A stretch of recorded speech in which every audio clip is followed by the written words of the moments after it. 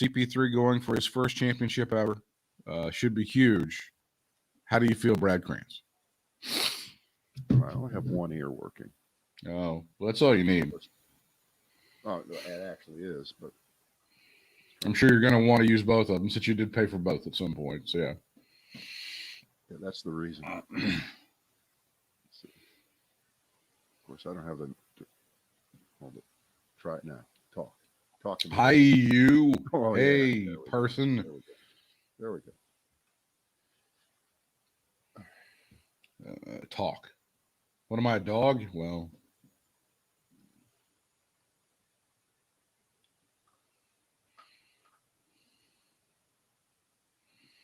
All right. I'm shared up.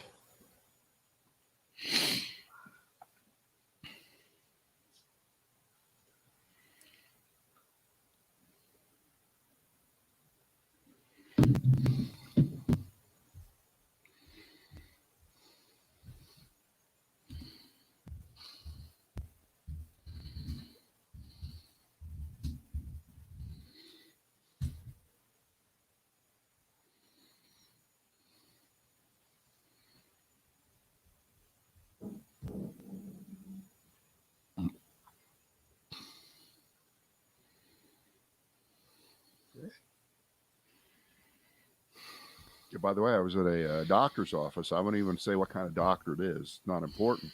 Aye. But, we both agreed that the best thing for the country would be the demise of Donald Trump. That we If he just died. Every time a famous person dies who we like, we always say, "How come blank died, but Trump is still alive?" So exactly. Yeah. So he needs to catch. I love this guy. He's a great doctor. He does a great job. And it's the chatter that I enjoy with the doctor. Yeah, the pitter patter. The chatter. Yeah. All right. Ready when you are. Yep. The Brad and Britt cast, our last one for this week. Thanks for joining us. We are live with you here on Facebook and YouTube and other places in the 1:30 hour Eastern time, and then you podcast people. Just fill in the gap. Fill in the time gap between whenever the time you want we say things. But usually things we say, we could rerun stuff from 3 years ago. Number one, it would still be the same old shit. But we would certainly be right. Okay. There's certainly a timelessness element to, I believe, what we're doing. What we're doing certainly is a timeless thing. Wouldn't you say? Oh, no doubt about it. Oh, no, if you time capsule people, wow, you're lucky. All right. Hey, you know what I just saw? What's that? This is the dopiest thing. This is a word I'd never seen before. It's called blackfishing. I don't know about blackfishing. I've never heard of this. This is what the This young is people new. are talking about? Well, no. It's not? No. Maybe some of the youngsters. An example is Iggy Azalea, who has drawn criticism for her look in one of her new music videos. What is blackfishing? It came to prominence, and I apologize for this, when Twitter featured a journalist named Wanda Thompson who said she noticed white celebrities and influencers kind of acting like they're looking like they're black. Yeah, whatever they perceive to be black is that's what they try to project and try to be. Right? You're horning in on our shit, right? whether it means the tan to your skin excessively to achieve ambiguity, or wearing hairstyles or clothing trends that were pioneered by black women. So it is a low-level form of blackface, and now we have a thing. Now, see, when I first saw it, before I even read what it was, I thought, well, wait a minute. Like the Righteous Brothers sound black, okay? They absolutely. Certainly, Bill Medley. Yeah, Bill Medley for sure. Right. If you didn't know, that those were white guys singing that song. Now, were they musically blackfishing back? No, it's that's interesting. just the way they were. It's also, it sounds like another form of cultural misappropriation. I think which is a word that's come up in this century as well, where you're trying to get certain elements of this stuff. I know, but the problem is you have to pick your fights here. You got to pick your hill to die on. You got to, and you could come at this completely from the other direction and say, "Wow, what a compliment! You want to look like me. You want to act like me. You want to act like God." You could do that. You don't have to get completely bent out of shape. Come up with a name that sounds really horrible, blackfishing. Yeah.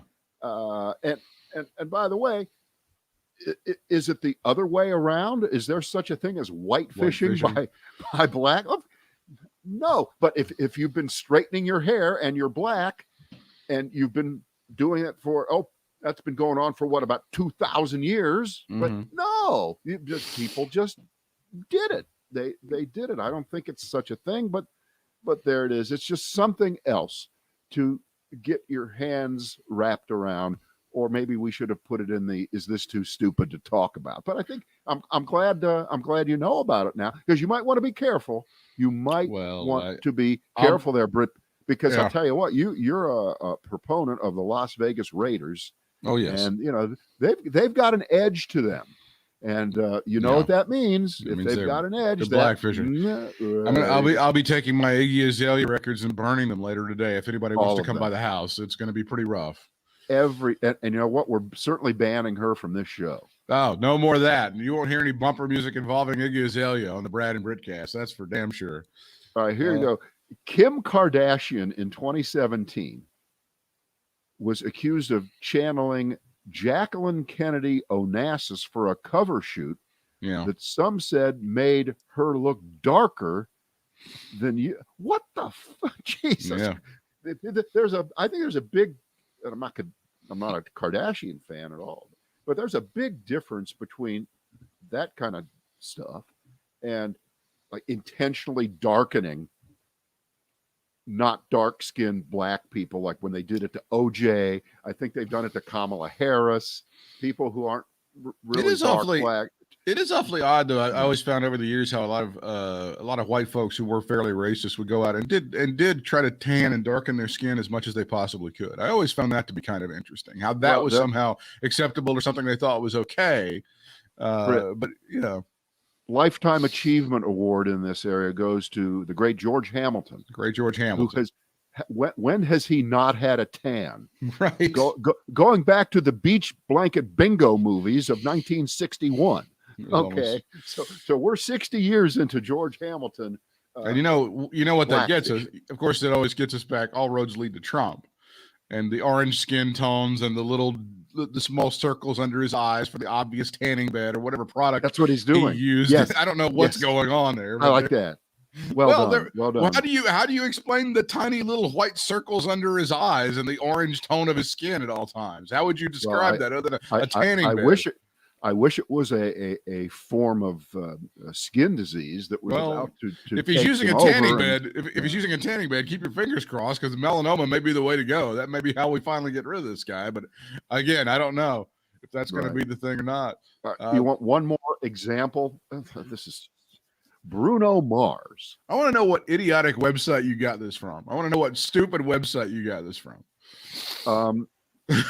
I've never heard of it before. It's called CNN.com. Very good enough. Yeah.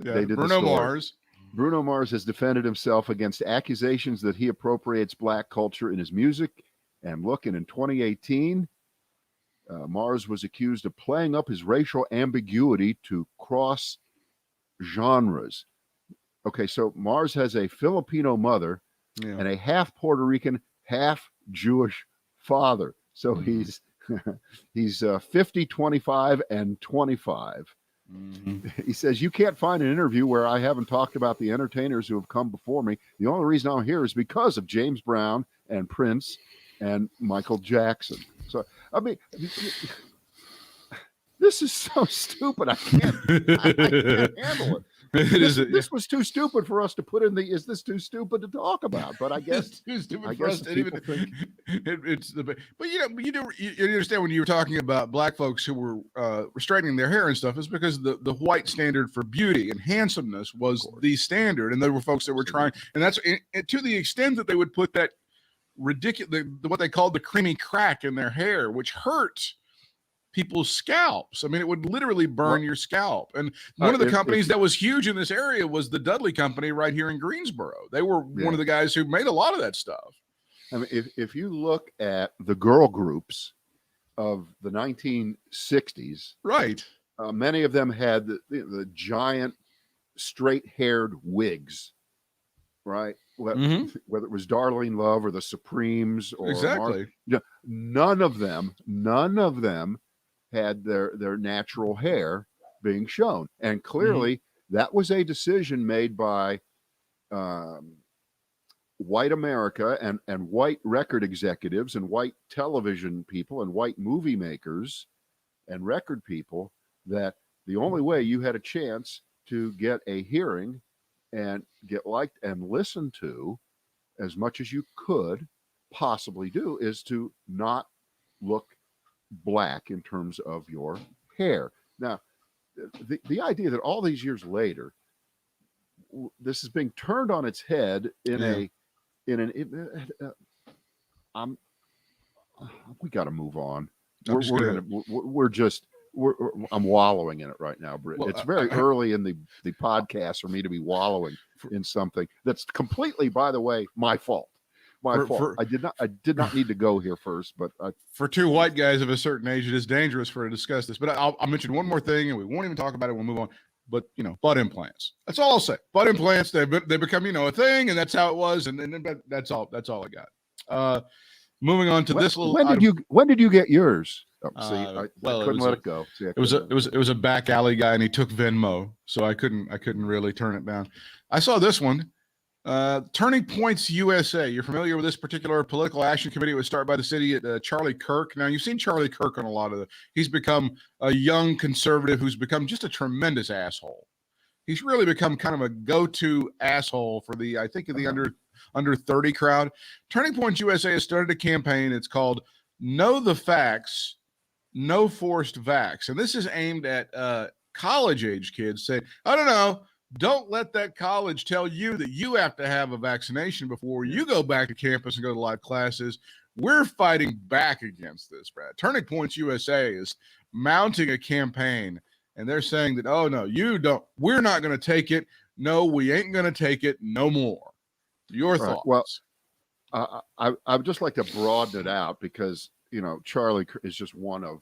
Yeah, it's a symptom. Symptom.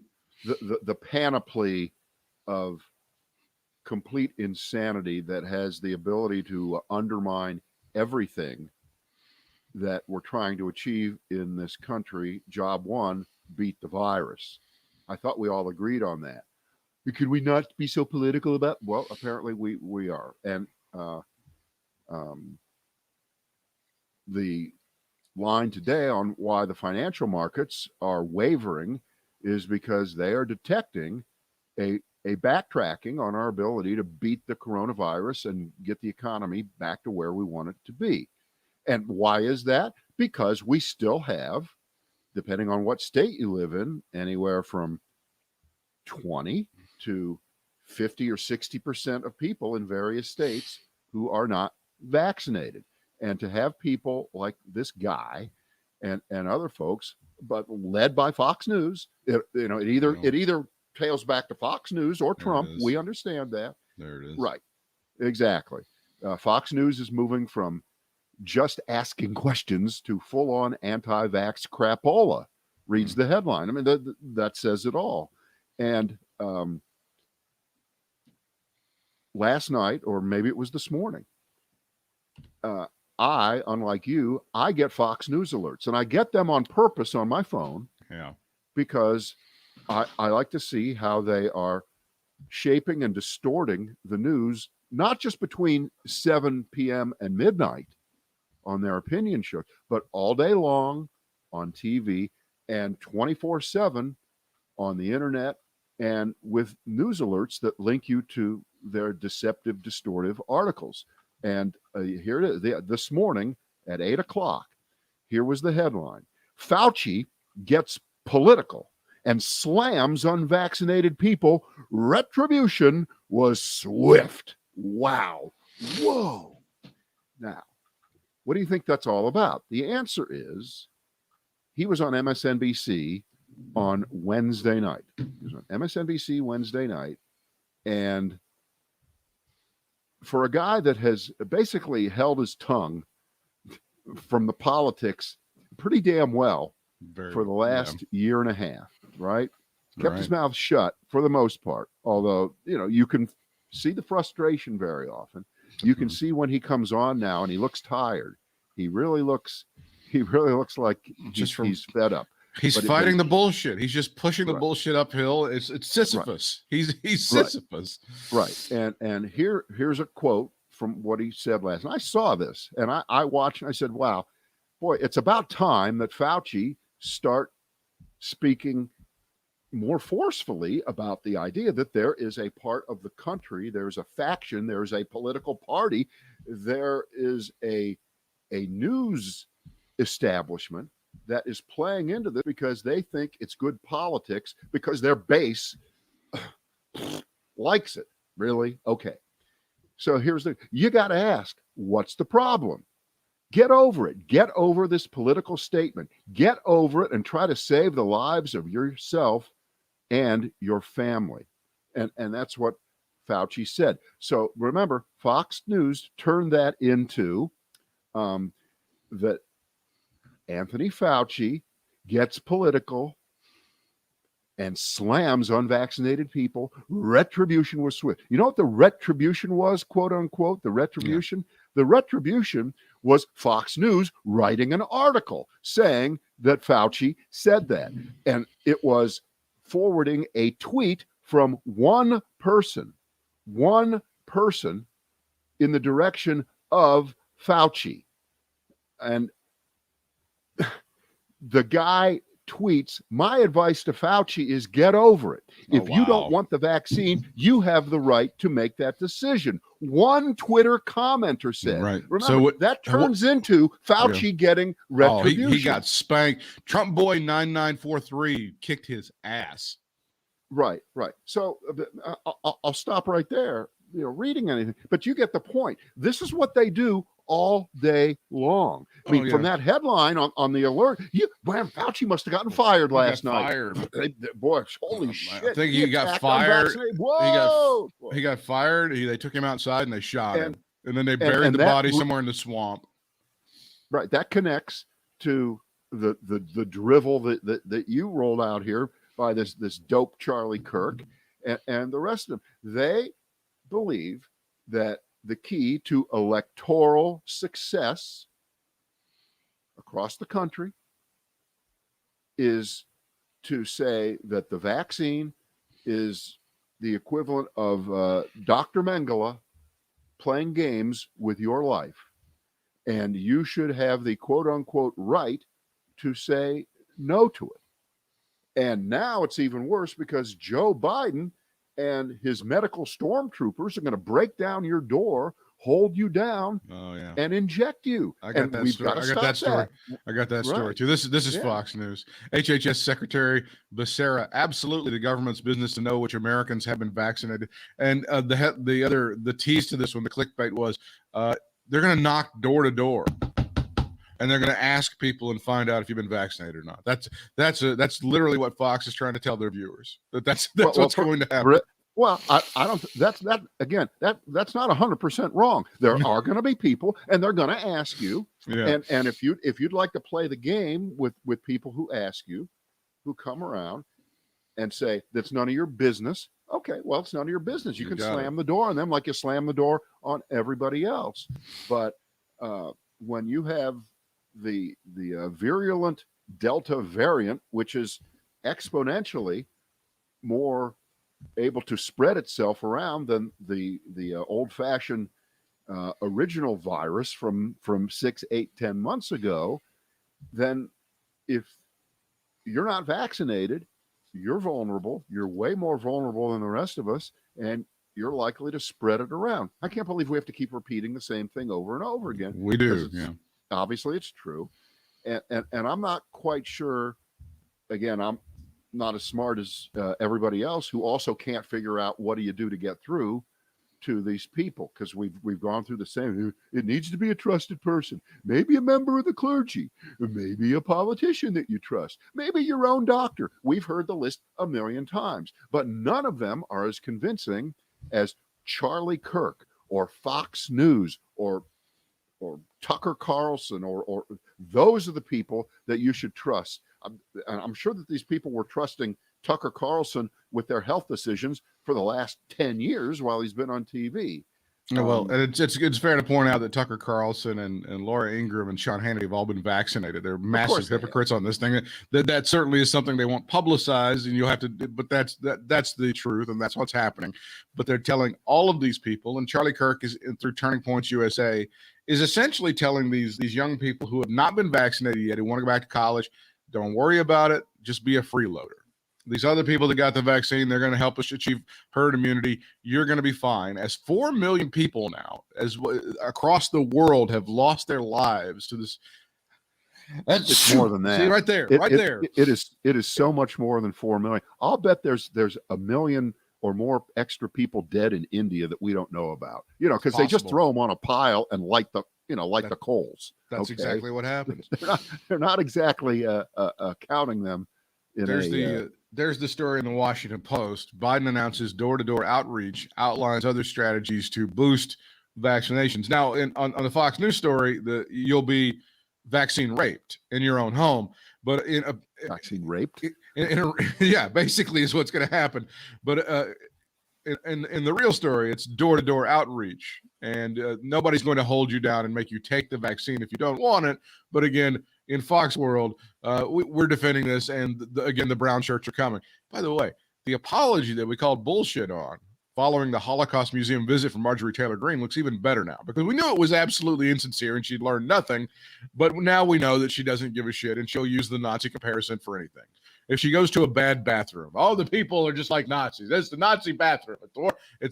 Everything will happen, and she doesn't give a shit. And anybody that still defends her, they can just go pound salt, because this woman has no conscience at all. She'll do whatever she can to hold on to this fleeting amount of fame that she has for being a complete idiot. Mm-hmm. Now, what a dumbass. Within the last few hours, it was officially announced, least surprising thing I've seen all day, that there are going to be 0 fans at the Olympics. Yeah. All the Olympics are all, and I didn't see anything about whether the Olympics are going to do what the NBA did and the NFL and Major League Baseball in this country did. And like South Korean baseball was really good at it, putting up the fake fans into the stands to at least make it look better. But it's kind of sad. It's kind of pathetic. And I'm not quite sure why they can't call it off for another 6 months until Japan gets vaccinated, but and I also don't know exactly what happened in that country, where I think Tokyo is 15% vaccinated. 15. That's not good. That's so bad that Alabama said, "Shit, you guys suck." I mean, that's how bad it is. We're at least 28 or 30. And it's just a massive, massive city with all those people teeming. And I know that in some cases, folks were wearing masks already. It was part of the culture there, but still, it's got to, the transmission's got to be unbelievable. Yeah. And so the every 4 years or so, we always kind of roll our eyes at the Olympics, and then they're on. You take a little bit of an interest in them, and somebody's a breakout star, things of that sort. I'm not quite sure that's going to happen this year. The flatness of no crowd. And they can't pump in fake crowd noise. They can't do that. I mean, the NFL can do that. Of course, the NFL can do anything, but that's just the sporting events that we're seeing now. The sporting events that we're seeing this spring and summer with crowds did make a huge difference in terms of, I think, watching the sport, the excitement level, and all of that stuff. And I just don't know at the Olympics again how you try to recreate that or how any of that works. Not that Not that it really matters per se, but some of these people have been pursuing this goal for their entire lives, for 1820s, and in some cases way more than that. But you're right. I don't know why we can't. We delayed it, but now we're going to do it, and I don't know how this is going to go, and I don't know how the ratings are going to be, and all of that stuff. I just don't know, as time goes on, how important the Olympics are. But I'm always, again, I'm the old guy on the porch. Yeah. Okay. Let's talk about the thing that is annoying, but we'll talk about it anyway. With Trump pretending he was president on Wednesday and holding a quote unquote press conference in front of a podium that looked like a presidential podium because it said office of Donald J. Trump, former president. He tried to make it look like he was still the president. Right. Like we did mention this yesterday. So he's trying to make the case that Google and Twitter and Facebook, YouTube, of course, part of Google Alphabet, are not private companies. They are, in effect, state actors. They're state actors, and therefore they are subject to First Amendment arguments and the withholding of his freedom to communicate. The government is shutting him down through their proxies, Facebook, Google, and Twitter. And I've yet to see one legal analyst say, that's a good case. Boy, he's got a good point there. He's going to win that big. No, everyone is saying that this is going to get laughed out of court. It's just not going to work. And then the next point is, well, wait, they should let it go. The company shouldn't even move for dismissal early, because then Trump has to depose himself and be subject to questions, direct questions about why he used all of these media to stoke a riot and an overthrow of the American government. Mm-hmm. So the follow-up to that is normally that Trump backs away, never files lawsuits, and realizes that would be more trouble than it's worth. But Trump has doubled down, right? And is now saying, I would look forward to, of course I want to testify. Absolutely. So he's playing chicken. And I guess you could say, well, look, if he gets deposed, he'll just lie, right? He'll just lie. But if you lie in a deposition, I think you can be in trouble, right? Yeah, you be in big trouble. I don't know if anybody who would represent him, a third-rate, fifth-rate junior varsity. He only had one lawyer. He only had one lawyer sign off. Who is it? On this, and it's some loser from Florida that you've never heard of. A guy who, like a personal injury lawyer. Of course. Back in the day, we would have said he just went through the yellow pages and just kind of thumbed on somebody, found somebody. Yeah, he went to 1-800-LAWYER in Florida. Do you think this jerk in Opelika or one of those do you think he's explained to Donald Trump what the discovery phase of a trial actually is? Do you think he's important enough or scholarly enough to explain that? Trump already knows, because he's had to do it before. Remember, he had to do it. He had to do it when he sued journalists, then with the New York Times, I think, now with Bloomberg, frequent guest on the non-Fox cable news channels, Tim O'Brien. Yeah, because Tim O'Brien was the guy that said Trump's not worth $10 billion. At most, I think he's worth maybe $2 billion. And Trump sued him, and he got deposed. Yeah. And part of the deposition was he had to turn over his taxes.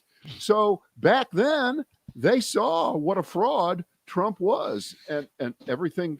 In one sense, everything has kind of flowered from that stupid lawsuit that Trump went through. And by the way, did I mention he lost the suit? Yeah. so he obviously doesn't learn his lesson, or he's completely lost his mind now, or he thinks, you want to talk about megalomania. If the basis of your lawsuit is that Twitter and Facebook and Amazon, big tech, YouTube are so big that they are in effect government entities. They are state actors, then you're triply stupid for going up against them. Okay. You're just not going to get anywhere. Not only are they going to have way better lawyers than you, all they need is about 2 of them. That would be better than what you have. But you're going to lose on the merits. I mean, I guess he's at the point, Britt, tell me if you think this makes any sense, where he thinks as long as he keeps his name out there, it helps him fundraise. Yes. Because he fundraises off of everything.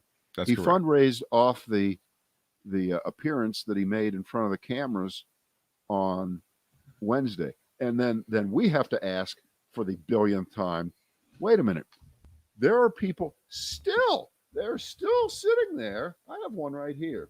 This is called, it's not a prop, it's the real thing. This is my checkbook. Look what I have on there. I've had this on there. You can see how, if you look and you saw how old that ACLU sticker is on. That's my checkbook. But people got out their checkbooks on Wednesday and said, wow, I like the cut of that. That sounds like something I'd like to support. And now Trump has painted himself into this corner where he has no chance to make any income. By the way, I don't think none of the people in his family have any chance to make any income. The brand is dead. The Trump brand, and nothing. They will never be able to endorse anything ever again. Bill Cosby has a better shot at making a comeback than Trump does. Would you agree? I think Bill Cosby does. Right. Yeah, I think I think the business for the Trumps is going to be to try to sell out his endorsement to the highest bidder in elections. I think that's that's the business plan now. I don't know if he can actually get money for that, but the point here is, sure he can. Absolutely he can. The only thing he has left is to have people send him money to go into his political action committee and then steal from it and try to live off of that. That's the only way. And the minute he says, I'm not running in 2024, it's over. It's over. Oh, right? Yeah. Even the stupid people who are still sending him checks right now, they're doing it based on the hope that he'll be president again, right? And that he'll run again. So the minute he says, I'm out, then he's done. And, he will have to be selling hot dogs from the Sabret's umbrella push cart across from Trump Tower on Fifth Avenue. That'll be the last job that he'll be able to get. And by the way, I don't even think they'd hire him because he'd eat half the food. I see what you did there. He would steal it. I'm listening to this, which is an Audible original. It's called The Tragedy of Rudy Giuliani. It was written by Michael Wolff.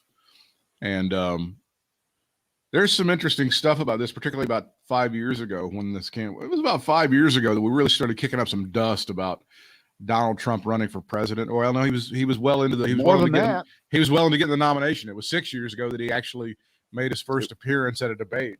So remember, it was June of 2015 when he came down the stairs, escalator. So we're now over 6 years since the nightmare. The debate that happened, that debate that happened in at the Reagan Museum was August of 2015. So we were well into campaign season 5 years ago and getting the nomination. Donald Trump, apparently, when Roger Ailes and Rudy Giuliani were trying to steer the ship, because he was down by a solid 20 points at this time about 5 years ago. He was just dead in the water. And then all of a sudden, 6 years ago. You mean 6 years ago? Well, even 5 years ago when he got the nomination, he was gone. And you remember there was all of this jockeying within the campaign about who's going to do it. And apparently Roger Ailes was going to be named campaign director. They were going to sack, and then eventually Bannon got the job, right? Steve Bannon was the guy who became the de facto campaign director. But there's all of these quotes about how stupid that Roger Ailes thought that Donald Trump was, how idiotic and how just he was just beyond being. But Roger Ailes and Rudolph Giuliani saw him as somewhat of a vehicle for them, since they were no longer in the limelight. Roger Ailes had already been fired by Fox News.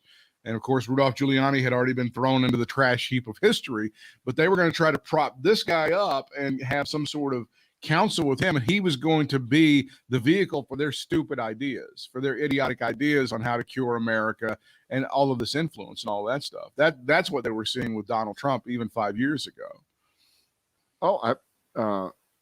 They saw it. They exploited it, and Trump was like a little racehorse that they found Yeah. out running around somewhere, and they shit. You know what? If we train this racehorse, the racehorse doesn't really know. It just Right. knows to run. That's all it knows. And they convinced enough dumbasses out there to vote for this guy in the right places to get him into office. Even though the policies he had would end up screwing the same dumbasses, but that's fine. They got their asses It doesn't kicked. matter. Hey, it doesn't matter. We just remember with the racehorse, you just have to win the race. Okay, when the race is over, it collapses. You just send the horse off to do whatever it wants to do. So I still contend that whole setup and that whole fake White House press conference kind of thing was just an admission that these idiotic rallies that he's having just aren't working.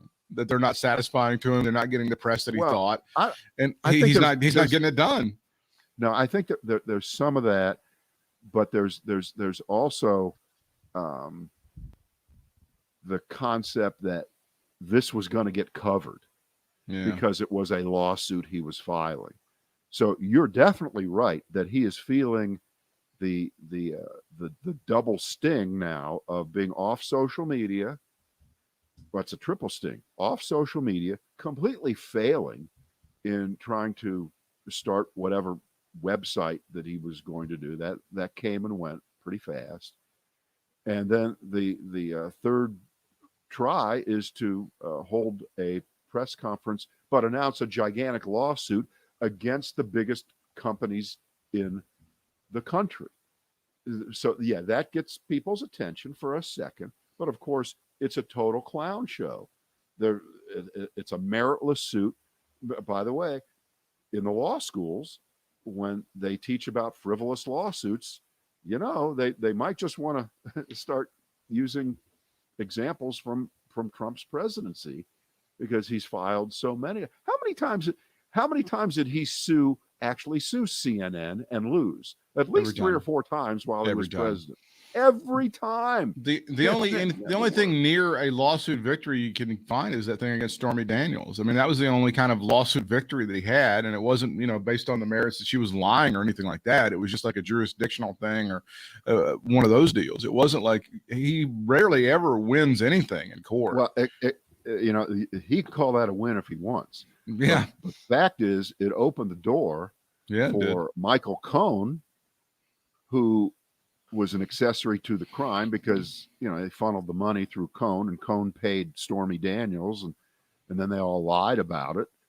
And once it was discovered, then Cohen turned the tables on Trump and started testifying against him in public, and he's been cooperating with the prosecutors in New York for a couple of years, maybe up through yesterday, maybe this hour he's still doing it, providing them with in-person, up close and personal views between what he knows about Trump and the accountant Weaselberg and the few other quote-unquote executives of the Trump organization, which include the kids. And according to Cohen, it's in his book, he talks about when you look at the Trump organization, which sounds impressive, right? It's apparently really 12 people. It's 12 people. Makes sense. Because Trump, 3,500 people. No, you do not count the bartender at the bar in the Doral. The guy that's hired for like a week to serve drinks at the Doral. But that's what Trump does. Yeah, of course. He lies and pumps it up. It's kind of like the way he values real estate. When he needs the number to look big, you could pump it up. Okay, you pump it up. When you need to get insurance on your building, the building is worth 20 times what you thought it was. Sure. Just Hi, like Zillow. When you need the Trump organization to look big, you count everybody that's ever walked through there. You count the janitor, you count the maids, their moms, their cousins, everybody. Right. But when it comes time to defend the chicanery and financial gymnastics that you did to funnel money to your employees to relieve them of the tax burden, suddenly, really, you only have about 12 people. There are only going to be about 12 people that get. That's right. In other words, the bartender didn't get a free car or a free education for his kids given to him off the books. So it's essentially it's an NBA roster is what we're looking at, right? If it's 12 folks, that's what we're looking at. It's what you're seeing in the finals. You're seeing basically an NBA team. That's what you're seeing as the Trump organization. Now yeah, go ahead. Well, there is a difference between the Trump organization and NBA team, because on an NBA team, even the 12th player is really, really good and really, really excellent at basketball. Touche. Okay. In the case of the Trump organization, it is not an all-star team. Okay. Yeah. Plus the coach is completely incompetent. The Trump organization has no skill whatsoever. Right. We haven't talked about this because this happened again when we were not necessarily doing a show, but the message discipline versus on this lawsuit. Because I know you've seen them explain this, and you've seen his idiot children on television talking about it. They're basically saying that what has happened with this lawsuit is that they're nailing these people for just perks. These are just employment perks that they're killing Weiselberg and these folks it's parking and a company car, and that's what they're killing them. Now, here's the interesting thing. They send stupid Donnie Jr. out there my God, the drugs running through his system right now. He must be Colombia and Peru's man of the year. They send stupid Eric out there on television to defend their father and say the same. Oh, it's just company perks, and they're going after him for parking. Guess which child are you not seeing on television? Which photogenic, allegedly smart child are you not seeing defending her father on television? And I'm not talking about Tiffany. You're not seeing the lovely photogenic Ivanka out there doing any of this shit because they figure they're going to keep their powder. She doesn't feel like it's too dumb for her to try to defend on TV.